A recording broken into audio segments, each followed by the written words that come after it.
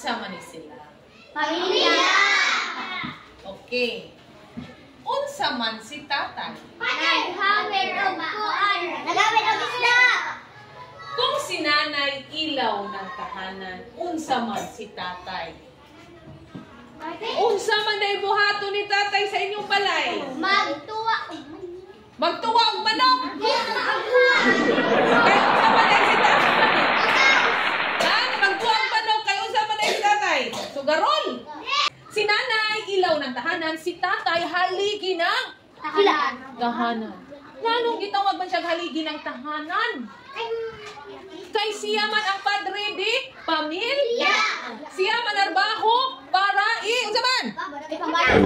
Ibagayad sa utang? Oh, si tatay man narbaho kay mo palibog. Bugas para aton. Put si imo class. Sa trabaho tatay, manuwa og manok. Paglibyo si isda. Trabaho ni tatay kay kumris tatay sugarol. O sa trabaho ni tatay? Manarbaho para ibayan og utang. Kuno mga bataan ni. Si tatay mao ang haligi ng tahanan. Siya mao ang manarbaho para nato. Si nanay ang ilaw ng tahanan. Ganong ilaw ng tahanan man si nanay? Ha? Si Jay mo isuga sa tahanan? Ha? Si Jay mo trabaho sa?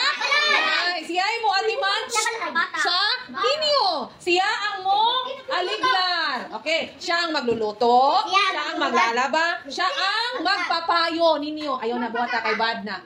Ilaw ng tahanan. Kay si tatay haligi na? Tahanan. Ha? Nan.